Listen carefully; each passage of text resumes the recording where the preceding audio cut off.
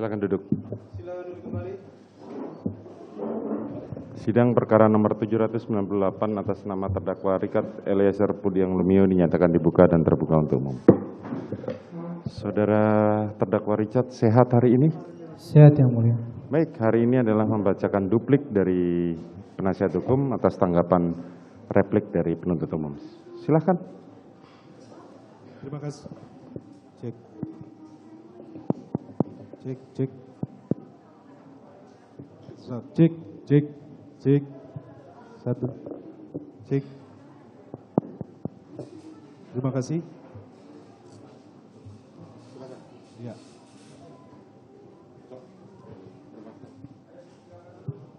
Cek. Terima kasih yang mulia, terima kasih saudara penuntut umum. Duplik tim penasihat hukum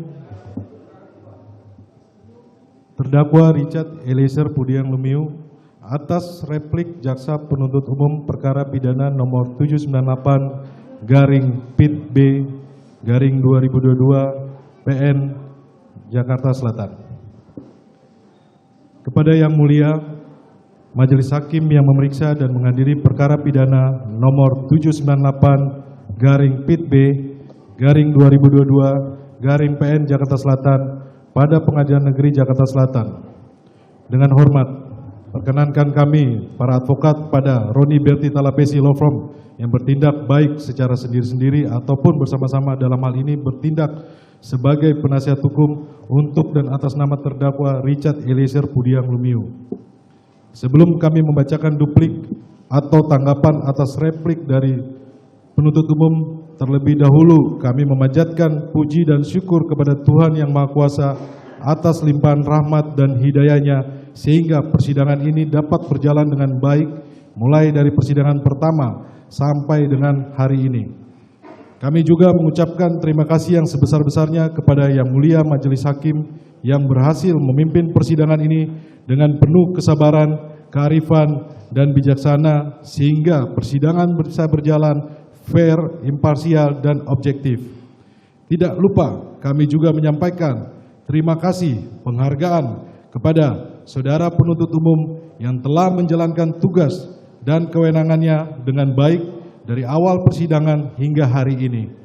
Sekalipun kami tidak sependapat dengan dalil-dalil penuntut umum yang termuat dalam replik, namun hal tersebut tidak membuat kami kehilangan rasa hormat kepada penuntut umum. Majelis Hakim yang mulia, di dalam duplik ini kami akan menanggapi dalil penuntut umum dalam replik terhadap nota pembelaan pribadi terdakwa Richard Eliezer Pudiang Lumiu. Semata-mata hanya berisi cerita kehidupan pribadi dan ungkapan hati terdalam terdakwa sebagai orang lemah dan tidak berdaya. Dari lubuk hati yang paling dalam, terdakwa yang merupakan anggota polisi dengan pangkat paling rendah dan tidak pernah mengenyam pendidikan tinggi hukum bertanya, apakah kejujuran harus dibayar 12 tahun penjara? Jika pertanyaan dari terdakwa tersebut telah mengusik dan mengganggu kenyamanan penuntut umum, izinkan kami mewakili terdakwa untuk menyampaikan permohonan maaf kepada yang terhormat penuntut umum. Majelis Hakim yang terhormat, jaksa penuntut umum yang terhormat, pengunjung sidang yang kami hormati. Setelah kami mendengar dan membaca dengan seksama dalil-dalil yang dikemukakan oleh penuntut umum di dalam replik, kami semakin meyakini bahwa dalil dan permohonan yang telah kami kemukakan dalam nota pembelaan sudah tepat dan memiliki argumentasi yuridis yang kokoh. Duplik ini merupakan satu kesatuan yang tidak terpisahkan dengan nota pembelaan kami. Di dalam duplik ini, kami tim penasihat hukum terdakwa akan menyampaikan tanggapan dan bantahan kami atas dalil-dalil yang dikemukakan oleh penuntut umum dalam replik sebagai berikut. A. Tanggapan penasihat hukum atas replik jaksa penuntut umum terhadap nota pembelaan pribadi terdakwa. Bahwa menanggapi replik jaksa penuntut umum terhadap nota pembelaan pribadi dari terdakwa Richard Eliezer Pudiang Lumiu pada halaman 4 replik yang pada pokoknya menyatakan bahwa terkait tinggi rendahnya statement tuntutan yang kami ajukan di depan persidangan terhadap terdakwa Richard Eliezer Pudihang Lumiu telah menentukan berdasarkan parameter penentuan yang sudah jelas sebagaimana yang diatur dalam Standar Operasional Prosedur atau SOP penanganan perkara tindak pidana umum yang berlaku, dan berdasarkan peran terdakwa Richard Eliezer Pudihang Lumiu dalam perbuatan pidana sebagaimana yang kami dakwakan terhadap terdakwa Richard Eliezer Pudihang Lumiu dan seterusnya. Bahwa selain itu, tim penuntut umum mempertimbangkan peran terdakwa Richard Eliezer Pudihang Lumiu sebagai eksekutor atau pelaku yang melakukan perbuatan penembakan kepada korban Nofriansah Yosua Huta Barat sebanyak 3-4 kali, sehingga berdasarkan hal tersebut kami tim penuntut umum menuntut terdakwa Richard Eliezer Pudihang Lumiu selama 12 tahun penjara dan seterusnya. Bahwa replik penuntut umum tersebut sesungguhnya telah menunjukkan kekeliruan penuntut umum dalam memahami prinsip yang berlaku pada hukum acara pidana sebagaimana ditentukan dalam pasal 24A ayat 5 Undang-Undang Dasar 1945 yang menentukan bahwa suatu hukum acara haruslah diatur dalam peraturan setingkat undang-undang karena bersifat terbatas atau limitatif dan memaksa imperatif.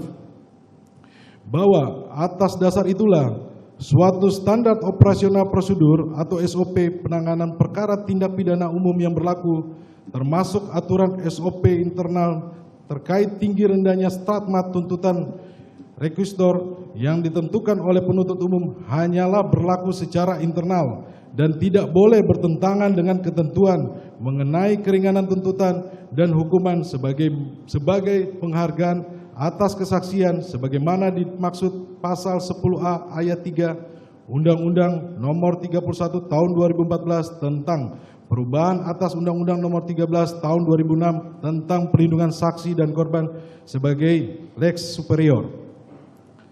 Bahwa pada faktanya terdakwa Richard Eliezer Pudihang Lumiu telah memenuhi sejumlah syarat sebagai saksi pelaku yang mendapatkan perlindungan dari Lembaga Perlindungan Saksi dan Korban sebagaimana pasal 28 ayat 2 Undang-Undang Nomor 31 Tahun 2014 tentang perubahan atas Undang-Undang Nomor 13 Tahun 2006 tentang perlindungan saksi dan korban, yaitu a. Tindak pidana yang akan diungkap merupakan tindak pidana dalam kasus tertentu sesuai dengan keputusan LPSK sebagaimana dimaksud dalam pasal 5 ayat 2 Undang-Undang Nomor 31 Tahun 2014. B. Sifat pentingnya keterangan yang diberikan oleh saksi pelaku dalam mengungkap suatu tindak pidana. C. Bukan sebagai pelaku utama dalam tindak pidana yang diungkapnya. D. Adanya ancaman yang nyata atau kekhawatiran akan terjadinya ancaman, tekanan fisik atau psikis terhadap saksi pelaku atau keluarganya jika tindak pidana tersebut diungkap menurut keadaan yang sebenarnya. Bahwa sebelumnya LPSK juga telah mengirimkan surat rekomendasi untuk memberikan keringanan penjatuhan pidana sebagaimana bentuk penghargaan atas kesaksian terdakwa yang berkontribusi signifikan dalam pengungkapan perkara akuo selaku saksi pelaku, justice collaborator. Bagi terdakwa Richard Eliezer Pudihang Lumiu kepada penuntut umum untuk dicantumkan dalam surat tuntutan yang pada intinya LPSK merekomendasikan agar terdakwa atas perannya sebagai saksi pelaku yang bekerja sama atau justice collaborator diberikan tuntutan hukuman yang paling ringan di antara pelaku para terdakwa lainnya. Bahwa penuntut umum dalam surat tuntutan tertanggal 18 Januari 2023 ternyata telah mengakui bahwa terdakwa Richard Eliezer Pudihang Lumiu merupakan saksi pelaku yang bekerja sama untuk mengungkap tindak pidana yang didakwakan. Bahkan penuntut umum begitu memuji kejujuran dan konsistensi terdakwa sebagai saksi pelaku yang bekerja sama dengan penegak hukum, di mana kejujuran dan konsistensi itu juga telah diuji dan dijustifikasi oleh LPSK sebagai lembaga negara yang resmi berdasarkan undang-undang dengan ditetapkannya terdakwa sebagai justice collaborator. Namun, ternyata sikap penuntut umum itu senyatanya tidak mencerminkan hal-hal tersebut. Bahkan menuntut terdakwa Richard Eliezer Pudiang Lumiu dengan pidana 12 tahun penjara. Sedangkan pelaku atau terdakwa lainnya yaitu Ricky Rizal Wibowo, Kuat Maruf, dan Putri Chandrawati malah dituntut jauh lebih rendah, yakni 8 tahun pidana penjara. Sehingga menimbulkan presiden yang buruk bagi saksi pelaku yang bekerja sama atau justice collaborator di waktu yang akan datang dan siapapun yang bersedia berkata jujur untuk mengungkapkan suatu peristiwa pidana. Bahwa dengan demikian tuntutan dari jaksa penuntut umum terhadap terdakwa Richard Eliezer Pudiang Lumiu yang dilandaskan pada standar operasional prosedur atau SOP penanganan perkara tindak pidana umum yang ternyata bukan merupakan peraturan atau regeling atau keputusan beseking, senyatanya telah menegasikan prinsip hukum acara pidana yang bersifat terbatas, limitatif, dan memaksa imperatif yang harus diatur dalam peraturan setingkat undang-undang FIDE pasal 24A ayat 5 Undang-Undang Dasar 1945 Inkasu Undang-Undang Pelindungan Saksi dan Korban, sehingga dalil penuntut umum tersebut patut untuk dikesampingkan. Berdasarkan hal-hal tersebut di atas, dapat disimpulkan bahwa terdakwa Richard Eliezer Pudiang Lumiu telah memenuhi kualifikasi sebagai pelaku, saksi pelaku yang bekerja sama atau justice collaborator yang berhak untuk diberikan penghargaan atas kesaksian yang disampaikannya sebagai saksi pelaku sebagaimana dimaksud dalam Pasal 10A ayat 3 Perlindungan Saksi dan Korban Jungto, Pasal 6 dan Pasal 10 Peraturan Bersama 5 Lembaga tahun 2011 tentang perlindungan bagi pelapor, saksi pelapor, dan saksi pelaku yang bekerja sama. Jungto, angka 9 SEMA nomor 4 tahun 2011 tentang perlakuan bagi pelapor tindak pidana atau whistleblower dan saksi pelaku yang bekerja sama atau justice collaborator di dalam perkara akuo. Sehingga dengan demikian tuntutan jaksa penuntut umum terhadap terdakwa Richard Eliezer Pudiang Lumiu yang dilandaskan pada standar operasional prosedur atau SOP penanganan perkara tindak pidana umum yang secara hukum bukan merupakan peraturan atau regeling atau keputusan beseking telah menegasikan prinsip hukum acara pidana yang seharusnya diatur di dalam peraturan setingkat undang-undang pasal 24A ayat 5 Undang-Undang Dasar 45 Inkasu Undang-Undang Pelindungan Saksi dan Korban. Izin diteruskan Yang Mulia. Izin melanjutkan Yang Mulia. Bahwa terhadap dalil-dalil yang diuraikan oleh penuntut umum yang menyatakan pada pokoknya pada halaman 5 angka 1 menyatakan penjelasan pasal 10A Undang-Undang nomor 31 tahun 2014 tentang perubahan atas Undang-Undang nomor 13 tahun 2006 tentang perlindungan saksi dan korban, frasa penjatuhan pidana yang paling ringan di antara terdakwa lainnya belum mengakomodir keadaan di mana saksi pelaku yang bekerja sama atau justice collaborator sebagai pelaku material, dalam hal ini terdakwa Richard Eliezer Pudiang Lumiu yang mempunyai peran lebih dominan dibanding para terdakwa lainnya kecuali saksi Ferdi Sambo dalam rangkaian tindak pidana turut serta melakukan pembunuhan berencana terhadap korban almarhum Nofriansah Yosua Huta Barat, sehingga permohonan tuntutan kepada majelis hakim untuk penjatuhan pidana yang paling ringan terhadap terdakwa Richard Eliezer Pudiang Lumiu di antara terdakwa lainnya perlu mendapat kajian secara lebih mendalam. Bahwa terhadap uraian tanggapan penuntut umum tersebut di atas adalah sangat keliru dan tidak berdasar karena penuntut umum mencoba menafsirkan ketentuan dalam pasal 10A Undang-Undang Perlindungan Saksi dan Korban dengan alasan tidak diaturnya saksi pelaku yang bekerja sama atau justice collaborator juga sebagai pelaku material. Padahal definisi saksi pelaku dalam pasal 1 ayat 2 Undang-Undang Perlindungan Saksi dan Korban adalah tersangka, terdakwa, atau terpidana yang bekerja sama dengan penegak hukum untuk mengungkap suatu tindak pidana dalam kasus yang sama. Artinya, tidak ada bentuk lain dari saksi pelaku selain yang disebutkan dalam Undang-Undang Perlindungan Saksi dan Korban, sehingga penuntut umum keliru dengan memperluas pengertian mengenai saksi pelaku yang bekerja sama, dan hal itu berlaku sepanjang saksi pelaku bukan pelaku utama. Bahwa sudah sangat jelas baik dalam dakwaan, tuntutan maupun repliknya, penuntut umum telah dengan tegas dan penuh keyakinan menyatakan bahwa pelaku utama dalam perkara aku adalah saksi Ferdi Sambo, sehingga tidak ada alasan bagi penuntut umum untuk menolak menyatakan terdakwa Richard Eliezer Pudiang Lumiu sebagai justice kolaborator. Bahwa amanat pasal 10A ayat 1 dan ayat 3 Undang-Undang 31 2014 tentang perubahan atas Undang-Undang 13 tahun 2006 tentang perlindungan saksi dan korban sudah sangat jelas dinyatakan. Saksi pelaku dapat diberikan penanganan secara khusus dalam proses pemeriksaan dan penghargaan atas kesaksian yang diberikan. Penghargaan atas kesaksian berupa keringanan penjatuhan pidana dan penjelasan huruf A. Keringanan penjatuhan pidana mencakup pidana percobaan, pidana bersyarat khusus, atau penjatuhan pidana yang paling ringan di antara terdakwa lainnya. Dan itu termasuk dalam lingkup amanat undang-undang dan bukan ego sektoral dari masing-masing lembaga penegak hukum.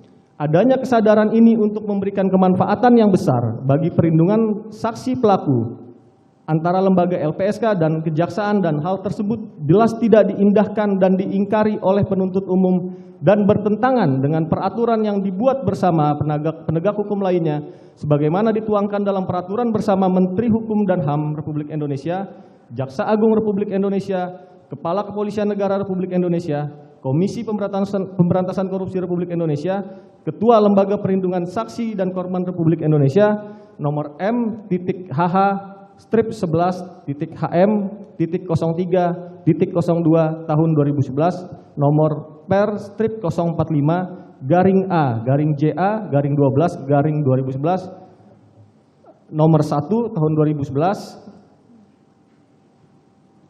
nomor Kep B/02-01/55-12-2011,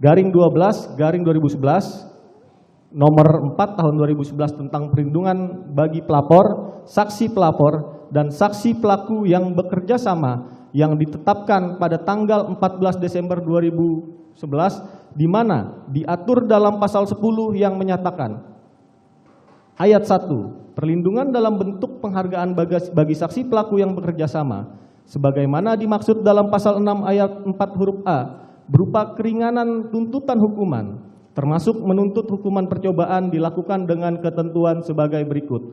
A. Dianggap dibacakan. B. LPSK dapat mengajukan rekomendasi terhadap saksi pelaku yang bekerja sama untuk kemudian dipertimbangkan oleh Jaksa Agung atau pimpinan KPK. Ayat 2. Dalam hal Jaksa Agung atau pimpinan KPK mengabulkan permohonan penghargaan sebagaimana dimaksud pada ayat 1, penuntut umum wajib menyatakan dalam tuntutannya mengenai peran yang dilakukan oleh saksi pelaku yang bekerja sama dalam membantu proses penegakan hukum agar dapat menjadi pertimbangan hakim dalam menjatuhkan putusan. Bahwa hal ini dipertegas dalam nota kesepakatan antara Lembaga Perlindungan Saksi dan Korban dengan Kejaksaan Republik Indonesia nomor NK/101-4.D4.2/LPSK/4/2016, nomor Kep/212-A/JA/04/2016 tentang perlindungan saksi dan korban tanggal 19 April 2016 menyatakan dalam pasal 3 huruf A angka 10 ruang lingkup nota kesepakatan ini meliputi perlindungan dilakukan pada saksi dan korban tindak pidana lain yang mengakibatkan posisi saksi dan korban dihadapkan pada situasi yang sangat membahayakan jiwanya, dan dipertegas pada huruf B angka 4 menyatakan pelaksanaan perlindungan tertuju pada saksi pelaku yang bekerja sama atau justice kolaborator. Bahwa uraian penuntut umum pada halaman 5 angka 2 menyatakan Kondisi ini menimbulkan dilema yuridis karena di satu sisi terdakwa Richard Eliezer Pudiang Lumiu dikategorikan sebagai seorang saksi pelaku yang bekerja sama atau justice collaborator yang dengan keberanian dan kejujurannya telah berkontribusi membongkar kejahatan yang direncanakan untuk membunuh korban almarhum Nofriansah Yosua Huta Barat dan juga membongkar skenario pengelabuan yang dibuat oleh pelaku utama yakni saksi Ferdi Sambo. Namun, di sisi lain peran dari terdakwa Richard Eliezer Pudiang Lumiu sebagai eksekutor dari penembakan terhadap korban almarhum Nofriansah Yosua Huta Barat perlu juga dipertimbangkan secara jernih dan objektif. Bahwa uraian yang diajukan penuntut umum sesungguhnya tidak konsisten. Di satu sisi, menyatakan terdakwa dengan keberanian dan kejujurannya telah berkontribusi membongkar kejahatan yang direncanakan untuk membunuh korban almarhum Nofriansah Yosua Huta Barat dan juga membongkar skenario saksi Ferdi Sambo. Namun, di sisi lain menyatakan peran dari terdakwa Richard Eliezer Pudiang Lumiu sebagai eksekutor perlu juga dipertimbangkan secara jernih dan objektif adalah tidak tepat dan keliru. Bahwa pada faktanya perkara ini dapat terungkap adalah karena diawali keterangan terdakwa Richard Eliezer Pudiang Lumiu sehingga penuntut umum dapat secara jernih dan objektif dapat menggali alat bukti lainnya yang membuat perkara ini menjadi terang dan menguak peran pelaku utama, in casu saksi Ferdi Sambo. Sangat disayangkan penuntut umum masih bertumpu pada perbuatan terdakwa, namun bukan pada perannya sebagai justice collaborator. Bahwa menurut penasihat hukum, situasi dilema yuridis yang disampaikan penuntut umum terjadi karena penuntut umum masih bertumpu pada perbuatan pidana terdakwa Richard Eliezer Pudiang Lumiu dan bukan kepada perannya sebagai justice collaborator. Menurut pendapat penasihat hukum, dalam posisi sebagai justice collaborator, seharusnya penerapan pasal pidana dan kualitas perbuatan tidak lagi menjadi hal utama, karena yang terpenting adalah kerjasama dan konsistensi terdakwa Richard Eliezer Pudiang Lumiu dalam mengungkap perkara. Semangat inilah yang seharusnya mendasari substansi tuntutan, sehingga penuntut umum terhindar dari situasi dilema yuridis, atau yang juga dapat kami sebut dengan sebagai situasi galau. Di satu sisi mau menerima keterangan jujur terdakwa Richard Eliezer Pudiang Lumiu yang sudah membuat perkara menjadi terang, namun di sisi lain kejujuran tersebut oleh penuntut umum diganjar dengan tuntutan hukuman yang berat. Bahwa dengan adanya dilema yuridis dalam uraian penuntut umum, sesungguhnya penuntut umum mengalami ketidakyakinan atau tepatnya keraguan-raguan, di mana menurut hukum seharusnya dalam hal adanya keraguan-raguan, maka yang digunakan adalah yang paling menguntungkan bagi terdakwa.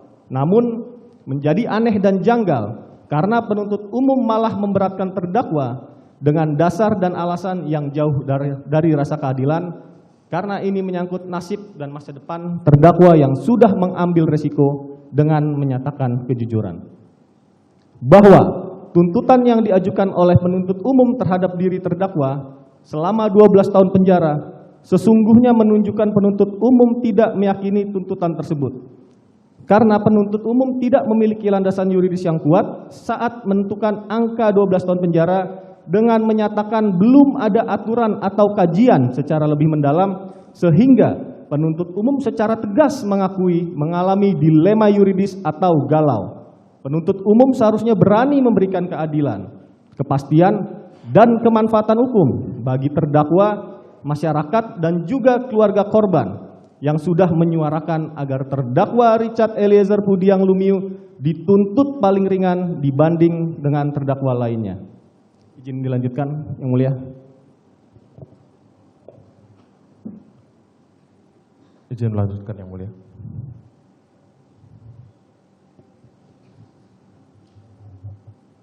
B. Keberatan atas replik penuntut umum terhadap pledoi penasihat hukum terdakwa. Romawi 1.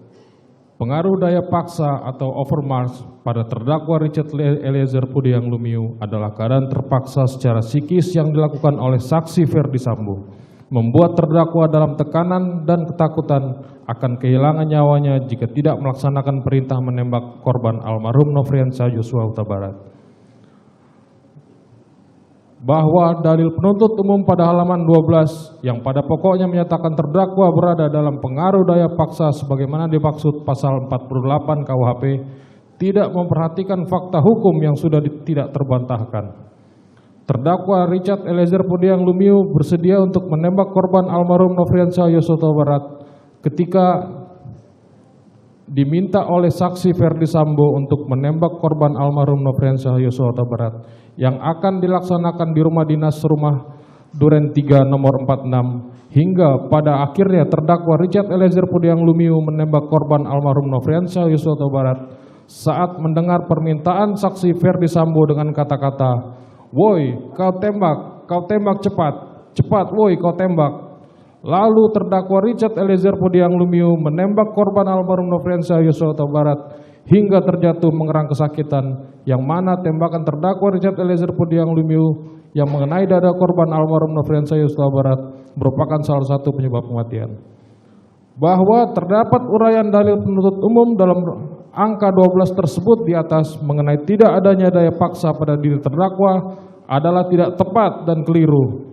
Karena dalil penuntut umum seolah-olah menyimpulkan terdakwa Richard Eliezer Pudiang Lumiu bersedia untuk menembak korban almarhum Nofriansyah Yosua Huta Barat ketika diminta oleh saksi Ferdi Sambo untuk menembak korban almarhum Nofriansyah Yosua Huta Barat adalah tidak benar. Bahwa perlu kami tegaskan kembali kepada penuntut umum mengenai konteks dari frasa melaksanakan permintaan saksi Ferdi Sambo. Yang dimaksud penuntut umum berbeda dengan melaksanakan perintah saksi Ferdi Sambo dan merupakan dua hal yang berbeda. Faktanya, sebelum terdakwa dipanggil oleh saksi Ferdi Sambo, saksi Riki Rizal Wibowo lebih dulu menghadap saksi Ferdi Sambo di lantai 3 Rumah Saguling. Baru kemudian terdakwa menemui saksi Ferdi Sambo dan perkataan yang keluar dari saksi Ferdi Sambo adalah bukan diminta, melainkan diperintah untuk menembak korban almarhum Nofriansyah Yosua Huta Barat. Bahwa tekanan psikis kepada terdakwa adalah nyata. Setelah menerima perintah saksi Ferdi Sambo mulai dari Rumah Saguling hingga TKP Rumah Dinas Duren 3 nomor 46, merasa takut, panik lalu berdoa dengan kata-kata, "Tuhan, kalau bisa Tuhan, ubahkan pikiran Pak Ferdi Sambo. Ubahkan pikirannya Tuhan, biar tidak jadi menembak Yosua, karena saya takut, saya tidak tahu harus cerita ke siapa lagi Tuhan." Pada saat itu yang ada di pikiran terdakwa hanyalah berdoa, karena dihantui rasa takut dan kebingungan akibat adanya tekanan psikis dari saksi Ferdi Sambo. Sehingga seseorang yang berada dalam pengaruh daya paksa secara psikis tidak mendapat melawan saksi Ferdi Sambo yang memiliki kekuatan dan kekuasaan besar yang pada waktu itu masih menjabat sebagai Kadif Propam Mabes Polri. Bahwa berdasarkan fakta yang terungkap di persidangan mengenai adanya daya paksa kepada diri terdakwa, sebagaimana telah penasihat hukum sampaikan dalam nota pembelaan, hal ini didukung oleh keterangan para saksi dan ahli dalam persidangan yang dihadirkan penuntut umum dan ahli yang dihadirkan oleh penasihat hukum. Ahli psikologi forensik Dr. Randa Reni Kusumawardani, Master Psikologi, ahli psikologi klinis Liza Mareli Japri. Kedua ahli tersebut menerangkan adanya ketakutan sehingga kepatuhan lebih menonjol pada diri terdakwa untuk mengikuti perintah dari saksi Ferdi Sambo. Bahwa dalil penuntut umum yang mengatakan tidak terdapat adanya paksaan atau daya paksa yang dapat digolongkan sebagai alasan pembenar maupun alasan pemaaf pada diri terdakwa adalah tidak beralasan dan keliru. Di satu sisi, penuntut umum mencoba mengutip doktrin pendapat Simons secara tidak utuh dan tuntas, yang mengemukakan overmarch itu dapat berupa keadaan terpaksa secara fisik, namun penuntut umum tidak menjelaskan keadaan diri terdakwa secara psikis. Sesungguhnya hal ini adalah bertolak belakang dengan dalil penuntut umum sendiri. Bahwa menurut Lamintang dalam bukunya Dasar-Dasar Hukum Pidana Indonesia halaman 441, pengertian overmarch seperti yang telah diatur dalam pasal 48 KUHP itu, pembentuk undang-undang telah mengakui adanya 3 macam peristiwa pokok. di mana suatu overmarch itu dapat terjadi karena A. Peristiwa-peristiwa di mana terdapat pemaksaan secara fisik. B. Peristiwa-peristiwa di mana terdapat secara psikis. Dan C. Peristiwa-peristiwa di mana terdapat suatu keadaan yang biasanya juga disebut sebagai nostat atau nostestat atau sebagai keadaan terpaksa. Bahwa oleh karena ketentuan pasal 48 KUHP yang berbunyi barang siapa melakukan perbuatan karena pengaruh daya paksa atau overmarch tidak dipidana. Daya paksa yang dimaksud dalam pasal 48 KUHP itu adalah suatu keadaan memaksa yang sifatnya psikis, yang sedemikian kuatnya menekan seseorang yang tidak dapat dihindarinya, sehingga orang tersebut terpaksa melakukan suatu perbuatan yang dilarang oleh undang-undang. Perbuatan terdakwa Richard Eliezer Pudiang Lumiu tidak terbukti adanya kehendak atau mens rea menurut hukum, sebagaimana dalam dakwaan penuntut umum, karena di dalam diri terdakwa dalam keadaan dipaksa secara psikis oleh saksi Ferdi Sambo, sehingga seseorang yang berada dalam pengaruh daya paksa secara psikis tidak dapat melawan kekuatan besar di luar kehendaknya. Maka ada alasan pemaaf dan pembenar yang dapat menghapus dari tanggung jawab pidana. Izin melanjutkan yang mulia. Izin melanjutkan yang mulia. Bab 2. Penuntut umum tidak menentukan bentuk penyertaan tindak pidana atau delnaming mana yang terbukti dalam perkara akuo. Hal ini penting untuk menentukan tidak dapat dipertanggungjawabkannya terdakwa Richard Eliezer Pudiang Lumiu sebagai player yang disuruh melakukan oleh Don Player. Mengingat dalam dakwaannya penuntut umum sama sekali tidak mendakwakan pasal 55 ayat 1 kedua KUHP tentang menggerakkan orang lain untuk melakukan tindak pidana atau outlooking. Bahwa duplik ini akan menguraikan tanggapan kami atas replik dari penuntut umum mengenai analisa yuridis poin 76 halaman 30 pledoi yang pada pokoknya menyatakan penasihat hukum terdakwa Richard Eliezer Pudiang Lumiu keliru dalam menafsirkan terdakwa Richard Eliezer Pudiang Lumiu tidak dapat dipertanggungjawabkan secara pidana karena merupakan orang yang disuruh atau player oleh orang yang menyuruh melakukan atau don player yang disebut sebagai manus domina, sehingga tidak terdapat niat jahat atau mens rea atau dikualifikasikan sebagai manus ministra. Bahwa mengenai argumentasi penuntut umum dalam repliknya yang menyebutkan bahwa peran terdakwa Richard Eliezer Pudiang Lumiu sebagai eksekutor yang mempunyai peran lebih dominan dibandingkan peran para terdakwa lainnya, kecuali saksi Ferdi Sambo yang pelaku utama, dalam repliknya halaman 5 telah menunjukkan adanya kekeliruan yang nyata dari jaksa penuntut umum dalam memahami ketentuan mengenai penyertaan tindak pidana atau delnaming sebagaimana diatur dalam pasal 55 KUHP, karena baik dalam tuntutan maupun repliknya sama sekali tidak menyebutkan bentuk dari penyertaan dan kapasitas tindak pidana. Penyertaan tindak pidana apa yang menurut pandangan dari penuntut umum telah terbukti dan tepat untuk disematkan terhadap terdakwa Richard Eliezer Pudiang Lumiu. Bahwa jika kita merujuk pada surat dakwaan nomor register perkara PDM 243-JKTSL-10-2022 tertanggal 5 Oktober 2022, penuntut umum sama sekali tidak mendakwa terdakwa Richard Eliezer Pudiang Lumiu dengan menggunakan pasal 55 ayat 1 kedua KUHP, yaitu sebagai pelaku tindak pidana yang telah digerakkan oleh orang yang menggerakkan atau outlooker. Bahwa dengan demikian, secara hukum hanya terdapat dua kemungkinan dari bentuk penyertaan yang terjadi antara saksi Ferdi Sambo dan terdakwa Richard Eliezer Pudiang Lumiu, yaitu menyuruh melakukan atau downplayhan, atau turut serta melakukan atau medeplegan. Sebaliknya, dari seluruh konstruksi hukum dan fakta-fakta yang terungkap di persidangan telah menunjukkan adanya tindakan dari saksi Ferdi Sambo yang memerintahkan terdakwa Richard Eliezer Pudiang Lumiu untuk melakukan penembakan tersebut, sehingga bentuk penyertaan tindak pidana yang paling mungkin dan relevan untuk terbukti adalah menyuruh melakukan atau downplayhan.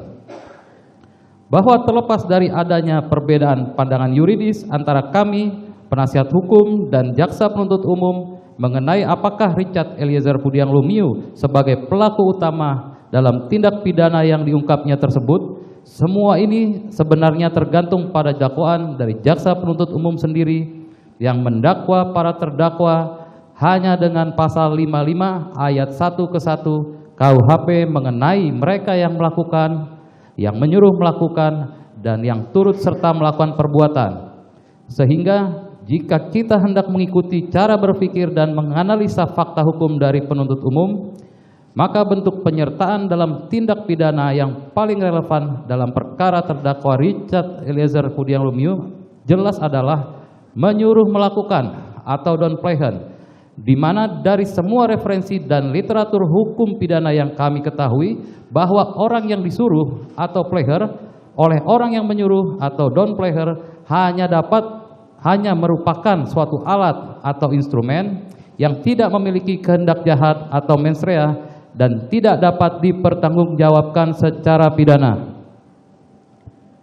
Bahwa pembuat atau dader menurut pasal 55 ayat 1 ke 1 KUHP dikategorikan sebagai pelaku atau player bisa terdiri dari pelaku pencetus ide atau aktor intelektual dan pelaku langsung atau material dader. Sedangkan apabila pencetus ide atau aktor intelektual sebagai manus domina menggunakan sarana pelaku langsung atau material dader sebagai manus ministra yang tidak dapat dipertanggungjawabkan menurut undang-undang, maka hal tersebut dipandang sebagai menyuruh lakukan atau downplayhan. Bab 3. Replik penuntut umum mengenai pasal 51 KUHP sebagai alasan penghapus pidana telah menunjukkan kekeliruan nyata yang selama ini terus dipertahankan karena penuntut umum tidak dapat membedakan konstruksi dari pasal 51 ayat 1 KUHP sebagai perintah jabatan yang diberikan karena wewenang atau otoritas dan pasal 51 ayat 2 KUHP sebagai perintah jabatan yang diberikan oleh pemberi perintah yang tidak berwenang atau tidak memiliki otoritas. Bahwa replik dari penuntut umum pada halaman 8 untuk menanggapi analisa yuridis poin 100 halaman 40 pledoi penasihat hukum dengan menyatakan bahwa penasihat hukum keliru dalam menafsirkan perbuatan terdakwa Richard Eliezer Pudiang Lumiu dapat menjadi hapus dengan alasan pertimbangan aspek kesalahan psikologis atau psikologis schuldbegrip dan menyatakan bahwa terdakwa Richard Eliezer Pudiang Lumiu dalam hal ini bukan yang terpengaruh karena ketakutan atau karena di bawah kuasa penguasa, dalam hal ini saksi Ferdi Sambo, melainkan terdakwa Richard Eliezer Pudiang Lumiu dalam hal ini hanyalah memperlihatkan loyalitasnya sebagai orang yang ikut dengan saksi Ferdi Sambo serta mengutip pandangan dari Jan Remeling yang berpendapat sebagai berikut. Suatu perintah yang diberikan secara tidak sah tidak meniadakan sifat dapat dipidananya perbuatan karena sudah semestinya apa yang melawan hukum tidak berubah menjadi sejalan dengan hukum sekedar karena dilakukan atas dasar suatu perintah. Bahwa berdasarkan uraian penuntut umum di atas, maka kami perlu meluruskan konteks pendapat dari Jan Remeling yang tidak disebutkan penuntut umum, referensi tersebut berasal dari buku apa, terbitan mana, dan tahun berapa, serta pada halaman berapa. Untuk itu, pada kesempatan ini, kami akan menyampaikan kebenaran bahwa kutipan pendapat dari Jan Remeling yang disampaikan dalam penuntut umum dalam repliknya tersebut adalah pendapat Jan Remeling dalam bukunya yang berjudul Hukum Pidana, komentar atas pasal-pasal terpenting dari KUHP Belanda dan padanannya dalam KUHP Indonesia yang diterbitkan PT Gramedia Pustaka pada tahun 2003 pada halaman 255 yang sesungguhnya sedang membahas pasal 51 ayat 2 KUHP tentang perintah jabatan yang diberikan oleh pihak yang tidak berwenang atau tidak memiliki otoritas unbevoegd yang dengan itikat baik dipandang sebagai perintah yang sah oleh si penerima perintah dan pelaksanaannya masih termasuk dalam lingkungan pekerjaan penerima perintah. Bahwa sekali lagi kami perlu sampaikan kutipan pendapat dari Jan Remeling yang disampaikan oleh penuntut umum adalah dalam konteks yang tidak tepat atau tidak relevan dengan peristiwa hukum yang terjadi antara terdakwa Richard Eliezer Pudiang Lumiu dan saksi Ferdi Sambo, yaitu pasal 51 ayat 2 KUH pidana yang merupakan perintah jabatan yang diberikan oleh pihak yang tidak berwenang atau tidak memiliki otoritas sebagai alasan pemaaf, yang merupakan dalil yang tidak pernah kami kemukakan dalam nota pembelaan atau pledoi kami sebelumnya. Karena yang kami kemukakan justru adalah pasal 51 ayat 1 KUHP yang merupakan perintah jabatan yang diberikan oleh pihak yang berwenang atau memiliki otoritas sebagai alasan pembenar in kasus saksi Ferdi Sambo yang secara de facto dan de jure memiliki otoritas dan pengendalian yang efektif terhadap terdakwa Richard Eliezer Pudiang Lumiu sebagaimana diterangkan oleh saksi ahli yang dihadirkan oleh penasihat hukum yaitu Dr. Albert Aris SHMH, sehingga perintah yang diberikan oleh saksi Ferdi Sambo dengan berseragam lengkap dan diberikan di dalam rumah dinas dengan segala kewenangan yang melekat pada pemberi perintah merupakan perintah jabatan yang secara kesalahan psikologis atau psikologis Schuldbegrip mustahil atau tidak mungkin untuk ditolak, dihindari dan diabaikan oleh terdakwa Richard Eliezer Pudiang Lumiu selaku bawahan yang berlatar belakang BRIMOB atau paramiliter dengan pangkat Bayangkara II atau Barada. Bahwa berdasarkan fakta persidangan jelas terungkap bagaimana terdakwa dan setiap anggota BRIMOB Polri kesatuan dalam level kepangkatannya tidak pernah diajarkan untuk menganalisa perintah dalam pelatihan-pelatihan yang diterimanya. Terdakwa hanya diajarkan untuk patuh menjalankan perintah. Mohon izin dilanjutkan, Yang Mulia. Izin Yang Mulia melanjutkan. Bahwa terbukti berdasarkan fakta persidangan, terdakwa tidak memiliki sarana, prasarana, dan kemampuan objektif untuk keluar dari tekanan dan perintah dari saksi Ferdi Sambo. Bahwa berdasarkan fakta persidangan, meskipun dalam penerapan pasal 51 ayat 1 KUHP, elemen melawan hukumnya menjadi hapus, maka untuk menilai apakah perbuatan pidana yang dilakukan oleh terdakwa Richard Eliezer Pudiang Lumiu dapat dicela atau dihindari sehingga dapat dipersalahkan secara hukum. Sebagaimana pandangan dari pakar hukum pidana Belanda, Simons, dalam bukunya yang berjudul Leerboek van het Wetboek van Strafrecht, halaman 1891 sampai dengan 1892, halaman 294 sampai dengan 295 untuk meluruskan pemahaman yang keliru dari penuntut umum tersebut, yaitu pembentuk undang-undang tidak membatasi hal tidak dapat dihukumnya suatu perbuatan itu hanya pada pelaksanaan perintah jabatan yang diberikan oleh kekuasaan yang berwenang untuk memberi perintah. Dan karena itu pula, maka orang yang telah mengeluarkan perintah dapat dipersalahkan karena telah menyuruh orang lain untuk melakukan sesuatu perbuatan, orang lain untuk melakukan suatu perbuatan yang dapat dihukum, sedang yang melaksanakan menjadi tetap tidak dapat dihukum. Pide Putusan Hogerat 17 Desember 1894. Bahwa postulat indarmu dat duit itbet dare eusfero nula culpa es cuit parere necese sit berasal dari hukum Romawi yang sama tuanya ketika berbicara mengenai kekuasaan negara. Postulat inilah yang kemudian dalam peraturan hukum konkret dituangkan pada pasal 51 ayat 1 KUHP. Secara tegas pasal aqua berbunyi, barang siapa melakukan perbuatan untuk melaksanakan perintah jabatan yang diberikan oleh penguasa yang berwenang tidak dipidana. Perintah jabatan yang dikeluarkan oleh yang berwenang memberi hak kepada yang menerima perintah untuk berbuat sesuatu atau tidak berbuat sesuatu. Dengan demikian, hak ini menghapuskan elemen melawan hukumnya perbuatan sehingga dimasukkan sebagai alasan pembenar. Edi Herie, Prinsip-Prinsip Hukum Pidana, edisi revisi, penerbit Cahaya Atma Pustaka, halaman 280.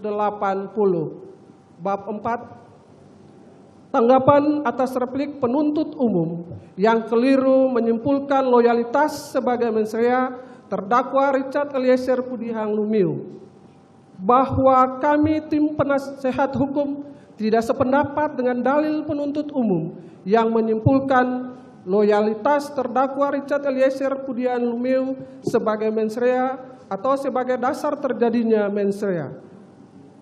Bahwa berdasarkan pengertian loyalitas, kami tidak menemukan rujukan atau terminologi hukum mengenai arti dari loyalitas seperti yang disebutkan oleh penuntut umum.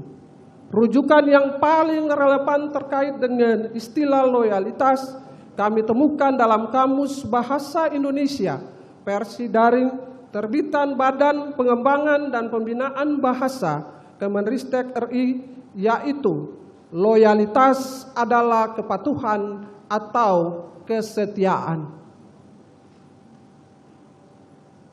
Bahwa menurut kami antara loyalitas dan mensrea adalah dua hal yang berbeda dan tidak dapat diterjemahkan atau ditafsirkan dalam hubungan sebab akibat. Sikap patuh seseorang tidak dapat diartikan sama atau identik dengan persetujuan total atas apa yang diperintahkan, akan tetapi semata-mata karena terpaksa dipatuhi atau yang bersangkutan tidak memiliki kuasa menolak perintah karena pemberi perintah adalah seorang atasan dan sangat berkuasa. Bahwa oleh karena itu, seseorang yang memiliki kepatuhan atau kesetiaan kepada atasan dan terpaksa melakukan perintah atasannya tidak serta-merta dapat disimpulkan memiliki niat jahat atau mensrea. Bahwa apabila kita merujuk pada arti kata loyalitas tersebut, penuntut umum justru menguatkan dalil penasehat hukum dalam nota pembelaan dan duplik akuo dikaitkan dengan perintah jabatan. Bahwa terdakwa Richard Eliezer Pudihang Lumiu terbukti berdasarkan keterangan ahli memiliki tingkat kepatuhan yang tinggi terhadap atasan, dan inilah yang membuat terdakwa Richard Eliezer Pudihang Lumiu melakukan penembakan terhadap korban almarhum Nurpiansyah Yosua Huta Barat setelah diperintahkan oleh saksi Ferdi Sambo dalam waktu yang sangat cepat.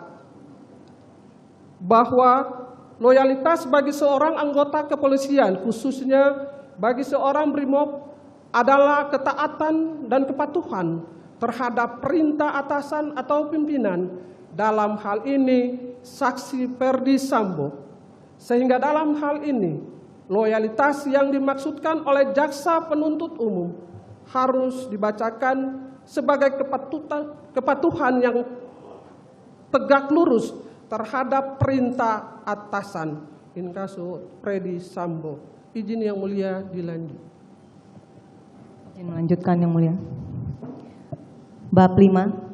Pandangan jaksa penuntut umum yang menyatakan bahwa ajaran kesalahan psikologis tidak sesuai dengan konsep hukum pembuktian yang ada di Indonesia merupakan pandangan yang masih berpijak pada aliran klasik yang bersifat pembalasan, retributif dan represif, karena berpusat pada paham indeterminisme yang sudah usang dan tidak sesuai dengan hukum pidana modern aliran neoklasik yang mencari keseimbangan antara perbuatan actus reus dan sikap batin mens rea. Bahwa replik jaksa penuntut umum pada halaman 9 untuk menanggapi analisa yuridis poin 106 pada halaman 45 pledoi penasihat hukum dengan berdalih bahwa penasihat hukum keliru dalam menafsirkan kesalahan terdakwa Richard Eliezer Pudiang Lumiu. Karena jika terdakwa Richard Eliezer Pudiang Lumiu dibawa pengaruh secara psikologis, maka tentu terdakwa Richard Eliezer Pudiang Lumiu melakukan penembakan terhadap korban almarhum Nofriansah Yosua Huta Barat tidak terlaksana dengan baik. Akan tetapi dalam hal ini tidak demikian. Penembakan yang dilakukan terdakwa Richard Eliezer Pudiang Lumiu kepada korban almarhum Nofriansah Yosua Huta Barat merupakan perbuatan pembunuhan berencana, serta menyatakan bahwa ajaran kesalahan tidak sesuai dengan konsep hukum pembuktian yang ada di Indonesia yang menganut sistem pembuktian negatif, negatif Bayes theory. Bahwa pandangan jaksa penuntut umum tersebut juga disinyalir tidak memperhatikan penjelasan pasal 183 KUHP yang menegaskan bahwa ketentuan pasal 183 KUHP tersebut adalah untuk menjamin tegaknya kebenaran, keadilan, dan kepastian hukum bagi seorang terdakwa in kasu Richard Eliezer Pudiang Lumiu. Sehingga ketentuan pasal 183 KUHP ini juga tidak bisa dilepaskan dari pasal 5 Undang-Undang Nomor 48 Tahun 2009 tentang kekuasaan kehakiman, yaitu bahwa hakim termasuk jaksa wajib menggali nilai-nilai hukum dan rasa keadilan masyarakat, di mana pemikiran aliran neoklasik yang diperkenalkan dalam Undang-Undang Nomor 1 Tahun 2023 tentang Kitab Undang-Undang Hukum Pidana berupaya untuk menjaga keseimbangan antara faktor objektif, perbuatan garing lahiriah, dan faktor subjektif, orang garing batinnya kan sikap batin. Aliran ini berkembang pada abad ke-19 yang memusatkan perhatiannya tidak hanya pada perbuatan atau tindak pidana yang terjadi, tetapi juga terhadap aspek individual pelaku tindak pidana.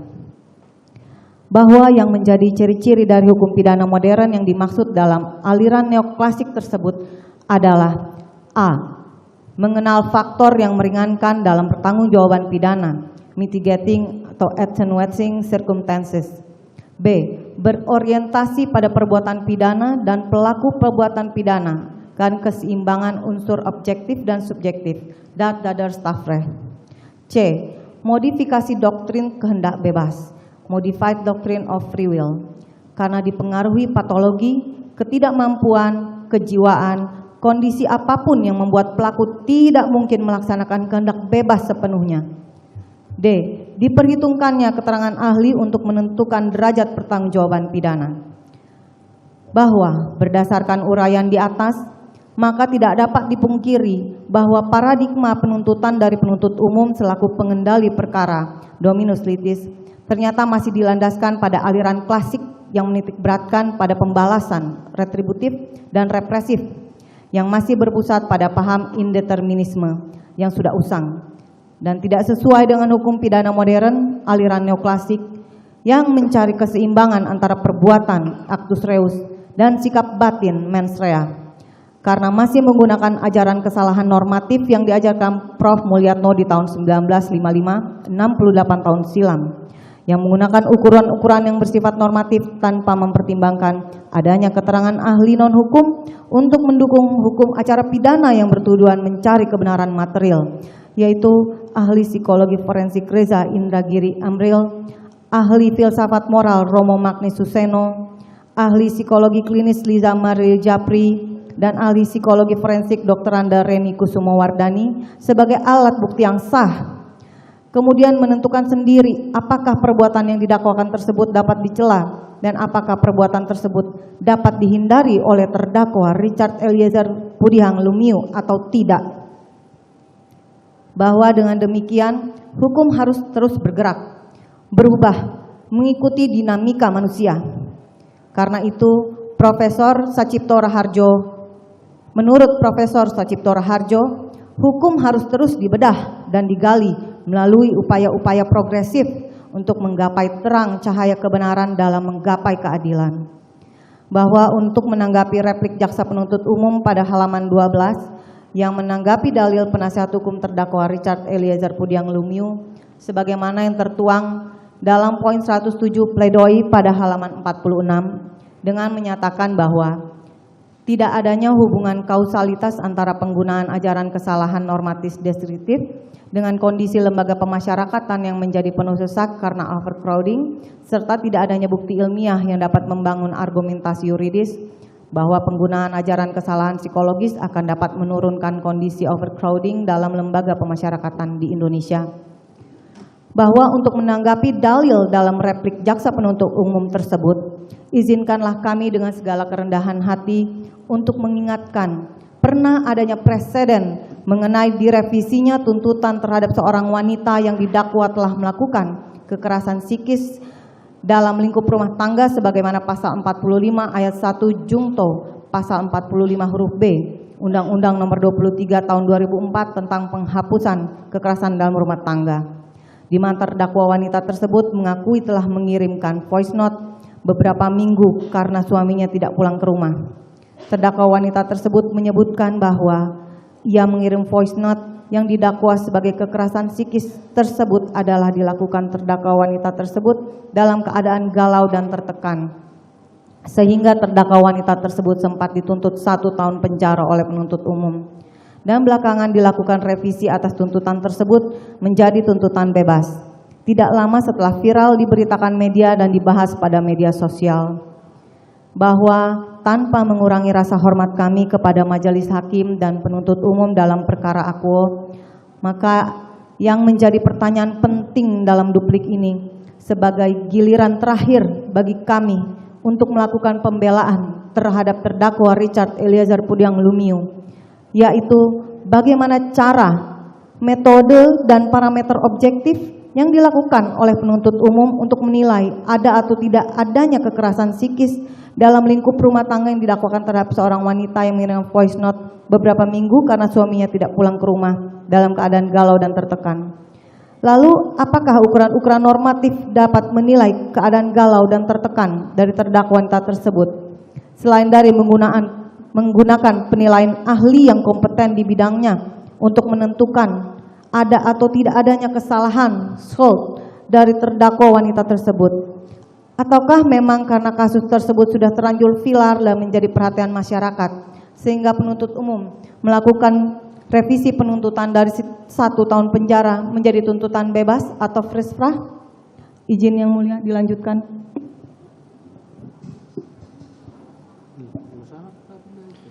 Majelis Hakim yang mulia, jaksa penuntut umum yang terhormat, pengunjung sidang yang kami banggakan. Sebelum kami mengakhiri duplik ini, izinkan kami mengutip pesan luhur dari tokoh penegak keadilan yang juga mantan Jaksa Agung Republik Indonesia, Bapak Bahrudin Lopa. Banyak yang salah jalan, tapi merasa tenang karena banyak teman yang sama-sama salah. Beranilah menjadi benar meskipun sendirian. Setelah kami menguraikan seluruh dalil-dalil dalam duplik ini, tim penasihat hukum terdakwa tetap berpegang teguh pada nota pembelaan pledoi yang telah kami bacakan pada hari Rabu tanggal 25 Januari 2023. Oleh karenanya, dalil-dalil yang dikemukakan oleh penuntut umum dalam replik haruslah dikesampingkan karena tidak berdasarkan hukum dan tidak memiliki argumentasi yuridis yang kuat. Oleh karena duplik penasihat hukum terdakwa sangat beralasan menurut hukum, maka kami mohon kepada Yang Mulia Majelis Hakim yang memeriksa dan mengadili perkara ini untuk menolak replik yang telah dibacakan oleh penuntut umum pada hari Rabu tanggal 31 Januari 2023 dan mengabulkan nota pembelaan pledoi kami yang amarnya sebagai berikut. Mengadili: 1. Menyatakan perbuatan yang dilakukan terdakwa Richard Eliezer Pudiang Lumiu tidak dapat dipidana karena terdapat alasan penghapus pidana. 2. Menyatakan terdakwa lepas dari segala tuntutan hukum onslaught fund revolving. 3. Memerintahkan terdakwa dibebaskan dari tahanan segera setelah putusan ini dibacakan. 4. Memulihkan hak-hak terdakwa dari kemampuan, kedudukan, harkat, serta martabatnya. Kelima, menetapkan barang bukti berupa KTP atas nama terdakwa Richard Eliezer Pudiang Lumiu 1 unit telepon seluler merek Redmi warna hitam agar dikembalikan kepada terdakwa. Keenam, membebankan biaya perkara kepada negara. Apabila majelis hakim berpendapat lain, mohon putusan yang seadil-adilnya. Es Aquo et Bono, Jakarta, 2 Februari 2023. Hormat kami, penasihat hukum terdakwa.